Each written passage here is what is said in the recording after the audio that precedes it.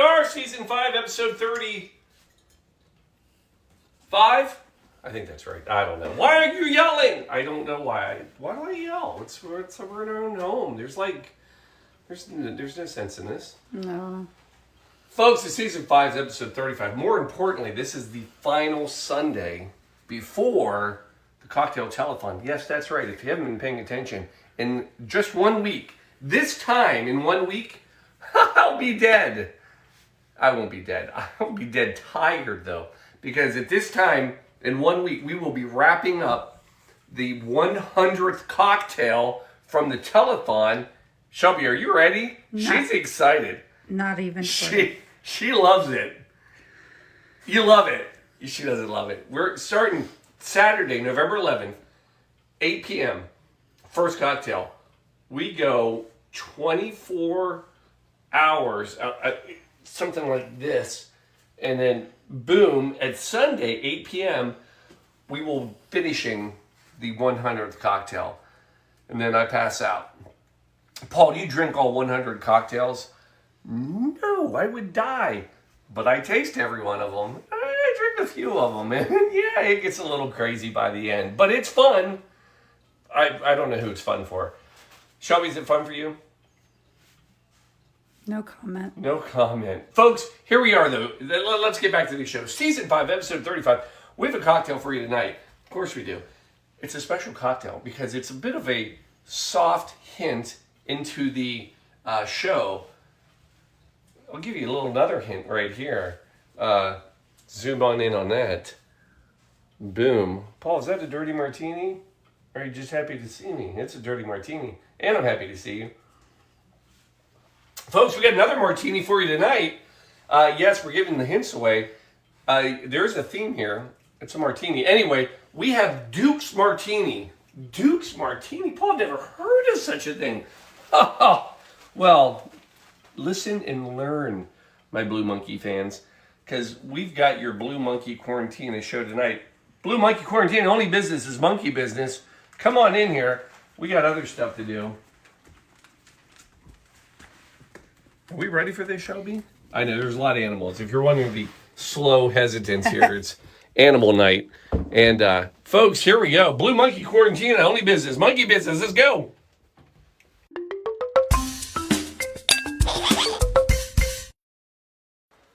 Now, we're playing with some new technology here, folks. So, and Shelby isn't even aware of this, but... The producer knows. So we're going here. See?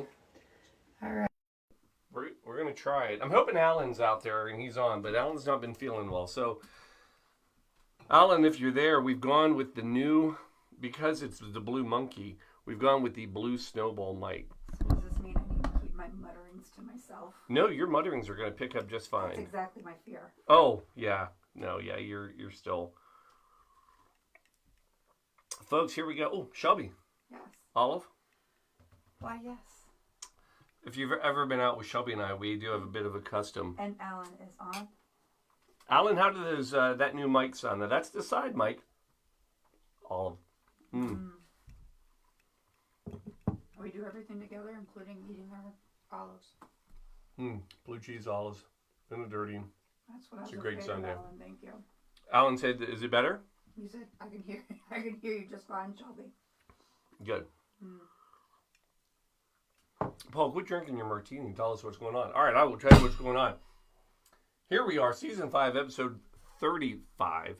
And I'm taking you to London tonight, Shelby. Can I take you to London? It's my favorite city. It's her favorite city. So I'm going to take you to London.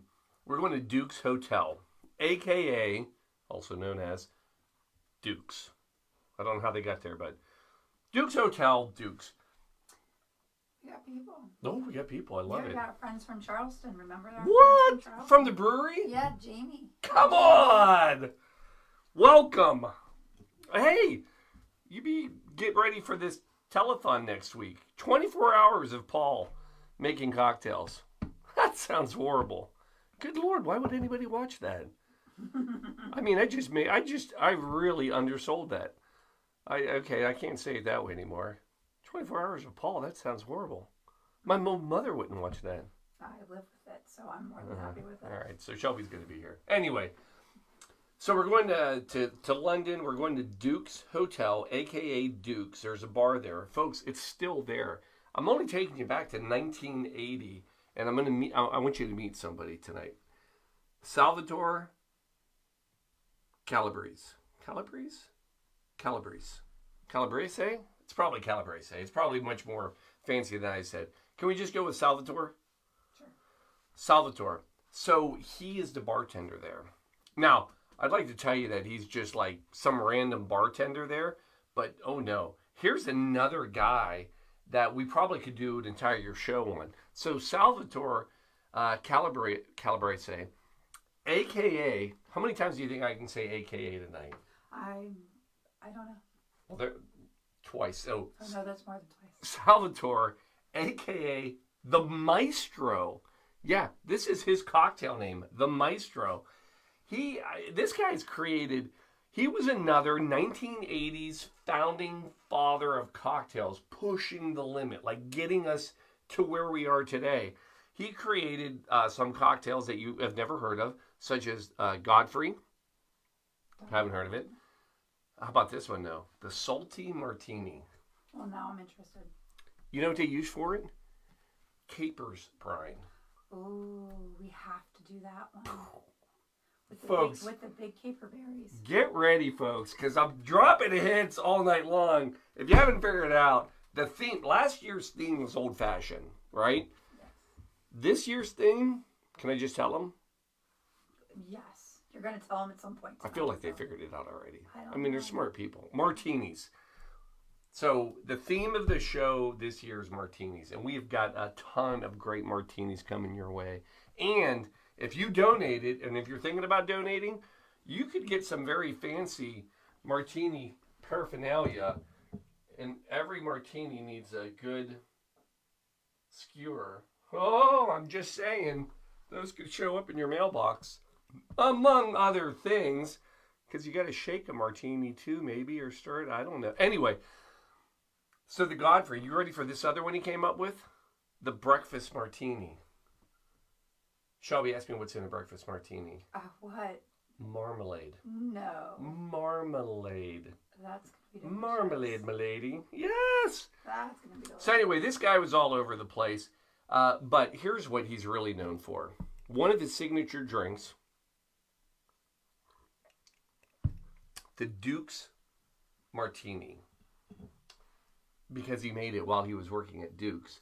Now, the Duke's Martini, the Duke's Dry, a.k.a. the Naked, a.k.a. I told you I had a lot of a.k.a.s in me tonight, a.k.a. the Naked, a.k.a. the Direct Martini. So he was all over it. Now, here's how the story goes. Because you know what? Here's the thing. Sometimes it ain't rocket science, right? I'm on fire tonight, folks. On fire. Literally, earlier, I almost was on fire. Anyway, here's how the story goes. So he's working at Duke's. Don't do it. Do not do it. That is not public knowledge yet. You have to wait for that to come out. That is a surprise for the show. Folks, we're getting ready for the show back here. You don't know it, but like I'm standing on a squishy mat for my feet. He's got ergonomics. Oh man, we got a new floor mat. Oh wait, you can show that. Whoa! Oh, we've got speakeasy. We even have animals resting on the animal. Yeah, rug. we get it's the cheetah room now. Is it the blue monkey? Well, it has to do with the picture. Nobody's ever gotten the chance to see the picture. That picture is the best. I mean, it is. Yeah. All right. Look at the babies. So can I tell you the story of the Duke's Martini, how it came to be? Yes. All right. Do we have a thing? Yeah, sorry. That's what I was looking for. Unbelievable. Give her a couple martinis and I have had precisely off the rails. I have had precisely this much of a martini. Thank you Fair. very much. We have not been out running around. We've been working all day. Anyway, for you, by the way, folks. Anyway, here's how the story goes. So Salvatore is working at Duke's, obviously, because this is where he creates the drink. And he's trying to make the perfect martini for one Stanton Delaplane. Stanton Delaplane. Paul, I wish I knew who that was. That would be interesting knowledge. I'm glad you asked. Shelby, who's Stanton Delaplane? Is it AKA? Oh, you're good. I don't have an AKA for him. But, well, actually I do. AKA the introduction of Irish coffee to the United States. Yes, Stanton Delaplane is a writer who actually is credited with bringing the Irish coffee from Europe over to the United States. So he's a bit of a connoisseur of his own. And he wants, when he orders his martini, he wants the perfect martini. What's the perfect martini? It's got to be dry. Two things. Very dry and very Cold. Cold. This is Shelby's numero uno. Yes. So here's Salvatore. He's every night he's trying to like up his game. And here's the problem. When you add vermouth, right? And then you put ice and you stir it or shake it. I know there's a whole debate. Save it for the telethon, Paul. I will. But anyway, whatever you do, stir it or shake it. The problem is that if he would make it, it would be dry enough, but because he didn't stir it or shake it long enough, he always stirred, by the way, it wouldn't be cold enough. But then when he would stir it long enough to make it cold enough, well then, guess what? It wasn't dry enough. So Salvatore is like, and I'm going to make this part up, beating himself up over this. I don't think he is, but he again is like, how do I make the perfect martini? And many people, there's debates all over the world on when the martini was created. We're going to have 24 hours of all this. But everybody agrees he may have one of the best perfect martinis. How did he do it? May I? Go into the basement. It's not really basement. I do the, it doesn't matter. Bringing up the cooler. Yes, folks. Here is what Salvatore discovered. You freeze it. Yes. You freeze the gin. You freeze the glasses.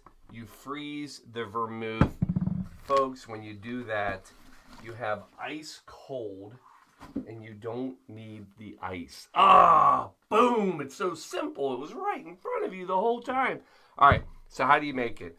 Here's how you make it. Step one. Vermouth. About 1/4 of an ounce. I can't believe we actually have an unopened bottle Right? of vermouth in this house. We literally just finished the other vermouth on that. Yeah. So, about 1/4 ounce. Paul, you're not measuring.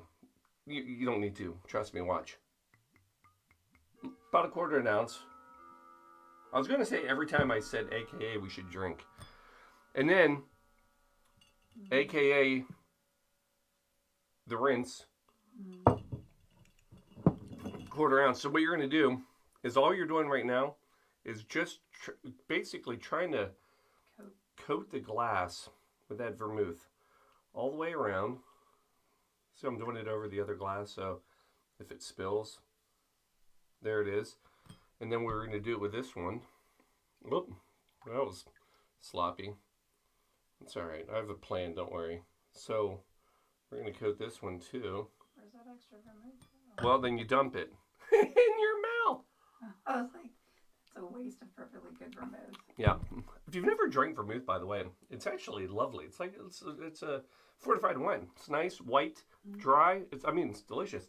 My parents used to drink this, bottles of it. They'd buy a bottle, they'd drink it like wine, put it over ice. Well, I guess that's not like wine, because you don't, anyway. All right, so there it is. You have your glasses. Then you take your frozen ice cold. So this was the trick. Every night he would take his gin, his glasses, and vermouth, put it in the freezer the night before. So when he showed up, who showed up, Paul? When Stanton showed up, he was ready to make it. Then you're going to come in.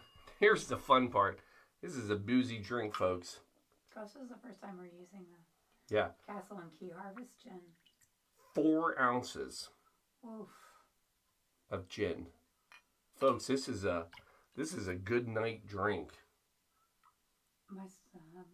This could be interesting. I heard you. Oh, and I can feel like this little measure is ice cold to the touch. I can see that. Can you see it? Look. Yeah. So this is the beauty, folks. Look. There. See that? Just from Yeah, pouring, yeah. just from pouring it. I mean, so that's the trick. Folks, there it is. I've made a cocktail. Like I said, it ain't rocket science. Oh, by the way, I can't wait to know. Castle and Key, shout out to you. We went down there. Don, we went with you, if you're watching. We got their bourbon. We got their whiskey. We got their vodka. And the rye. And the rye. And the rye. And we just buy everything when we go to these distilleries. And we got their gin. And this is the botanical gin. It was delicious. Finish your drink, Paul. Then you're going to come over. All it is a nice... I'm curious about this one. I forgot I bought that shirt. Right? Where did that shirt go? It's probably You're going to express yourself that lemon. Rub the rim. Drop that in.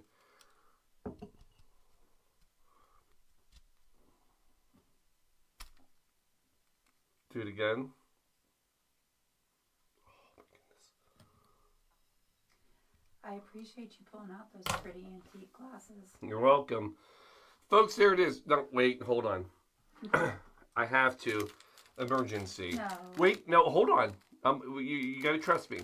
Because this is super dry, right? So here's how dry we're going to keep it. Hold on. You're just going to wave it over it. It's a little citrus, so I'm going to go in here. And it's there. Oh, that's it. Because we're going dry. We're going dry. Emergency dry. Emergency. You can be dry.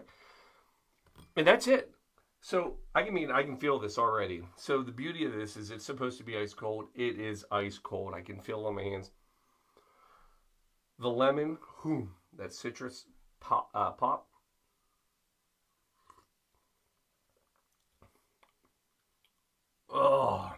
Oh my God, yes. Now, I'm going to tell you something about this gin. Chubby, you're going to love this. Watch out for the puppy. I see him.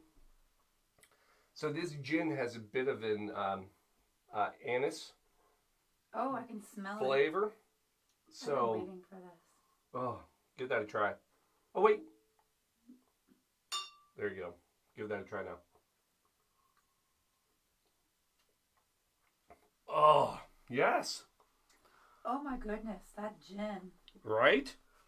So, I'm going to tell you right now. You go with Duke's, a.k.a. the Naked, a.k.a. the Direct. You got to go with a good gin. That's a good gin. That's the best gin. I don't know if you want to show how much that bottle disappeared off of. 2 cocktails? Yeah. Oh, the funny part, I'm going to be down that neck of the woods tomorrow. Maybe I'll swing by and get another bottle. Might have to. But you need a good gin. You need a good vermouth. Now, there are some craft vermouths that you can get now. Here's my only tip and trick I will tell you about vermouth. Keep it fresh, folks. If it's been sitting around a few months, dump it, throw it away, get a new bottle. The reason people don't like vermouth, imagine like pouring a glass of wine from a bottle of wine that's been sitting on your shelf for 6 months. It would be horrible, and you'd be like, I hate wine. Of course you do. It was sitting on the shelf for 6 months. Fresh vermouth. Shelby, go. What'd you have? Jeremy, thanks for being on, my friend. You know, OTR Stillhouse, their gin would be great for this. Their golden gin would be amazing. It would be great. I agree. So just that's all I had to say. So you got to do this. So there it is, folks. There it is. That is your Duke's Dry Martini. Oh, we didn't do the chart yet. Thank you, Shelby. Folks, we're raising money. I don't even know this. Trying to fill the cocktail glass. Yep, we're up to November 5th. We are at, does this show up? Yeah, I think it shows up. It does. $41,750. Folks, that's all we have. I got to get this glass over. I got to fill the glass. We are $9,000 short. I've talked to a lot of people out there. If you're watching this right now and you've said, Paul, I'm going to do one, but you haven't, I need you to do it. Because I want to be able to put up the cocktails like maybe by midweek, so people know when to watch and tune in. Oh, and then I mean, I'm not doing this again unless we hit 50. So. Well, there you heard it from her. So we got to hit 50, folks. We're out there, we're working, we're getting coats in, we're sorting them. It's just a lot of excitement and fun. We did. We sorted them. We sorted a bunch of coats this weekend. I have pictures. I'll show them on the show. Oh, I'll save them. I'll show them on the cocktail telethon. All right. Oh, I got one more. Can I do one more story? I have to wrap it up with something. Absolutely. Salvatore. AKA. AKA the Maestro. Yes. In the Guinness Book of World Records, 2012, which was about our third year of the coat drive, he created a cocktail, the Salvatore Legacy, but he created it and made it the most expensive cocktail in the world. What? Here's all it is. The cocktail is cognac, orange carousel, orange bitters, and then something that I can't remember the name of, but it's a caraway seed liqueur. Whoa. But he didn't just use those ingredients to make the most expensive one. He used a cognac from 1788. He used orange carousel from like 1860. He used the bitters, Angostura bitters from 1900. We were at that house, by the way. And this caraway liquor from 1770. As he described it, it was over 700 years of liquid history. I love that word. Liquid history. And he's built a whole thing on this. So he's a big liquid history kind of guy.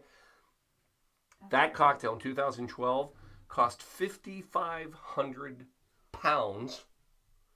That's about $7,000 to you and me. In today's world, that's $10,000 for one cocktail. Most expensive cocktail. That's insane. That's good.